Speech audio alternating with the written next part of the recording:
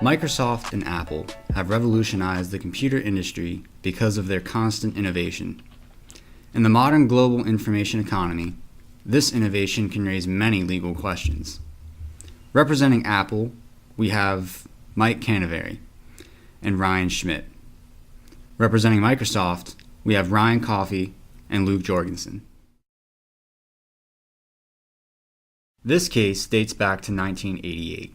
Apple's Macintosh General User Interface, or GUI, was created so that the user can be able to learn and navigate the system easier. Upon the release of Microsoft's Windows version 1.0, the dispute started between the rightful ownership of these visual displays. This lawsuit will be the start of many ongoing lawsuits between the two tech empires concerning the general user interface that was brought into question.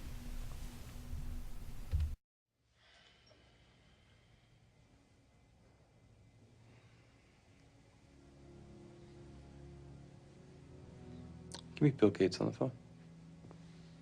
Let me make this perfectly clear, Bill, so that when I'm finished, you can still see through those thick, pretentious glasses, you psychopathic, unimaginative criminal.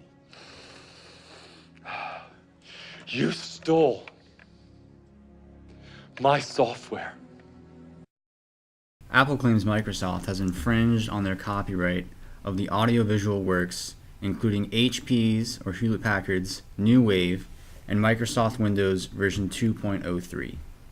More specifically, these items can be found in the overlapping windows in front of a muted background, windows appearing partly on and off screen, top overlapping window display as the active window, window brought to the top of the stack when mouse clicked, the gray outline of the window displayed as the active window, window dragged to a new position when the mouse is released after dragging the window's outline.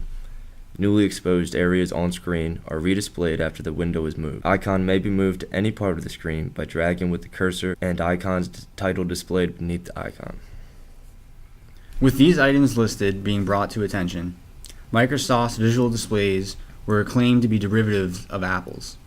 It still has the same look and feel of the Mac system, Apple claimed, causing it to violate their copyright. Microsoft argued that any of the visual displays that appeared in their Windows version 1.0 and the 5 application programs developed afterwards, including Word, Chart, File, Excel, and Multiplan as part of the Office suite, were licensed under the previous 1985 agreement between Apple and Microsoft, and because of that, were protected from Apple's claims of copyright infringement. Additionally, Microsoft cited the depositions of Albert Eisenstadt, the senior vice president at the time, and John Scully, the president and CEO, claiming that during the negotiations of the original 85 agreement, it would have been extremely difficult for the negotiators of that agreement to determine which of the visual displays were attributable to which specific program code, because the information would have required a detailed analysis of each individual image created by each individual software program. HP argues that Apple's copyrighted material lacks originality. They believe the material could not possibly be copyrighted due to the fact that it is based on a combination of material that already exists and is uncopyrightable. Apple brings up claims as to why they believe HP and Microsoft are working together unfairly to develop the New Wave software. New Wave is a graphical desktop environment and office productivity tool that was developed by HP. However, Apple claims Microsoft had a helping hand in the development. As a pair, Microsoft and HP have been stealing copyrighted icons and animations. Microsoft counters Apple's argument by citing Durham Industries Incorporated versus Tomy Corp, stating that the presumption of copyright validity may not be overcome on the basis of fraud without proof that omissions in copyright application were in fact intentional. HP contends with Microsoft's counter by also citing X versus card prices update, opposing Apple's motion to seek a determination of validity based on their certificates on 2 grounds: fraud on the Copyright Office and lack of originality.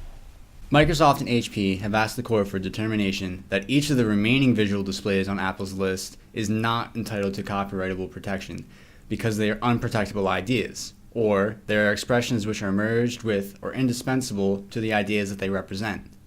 Under court precedent, it appears that the issue of merger of idea and expression can preclude a finding of substantial similarity, but has not been applied to the issue of the copyrightable work itself.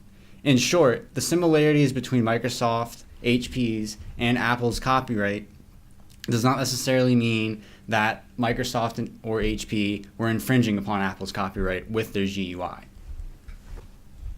In retrospect, the Apple versus Microsoft case has held great significance in the determination of future copyright laws.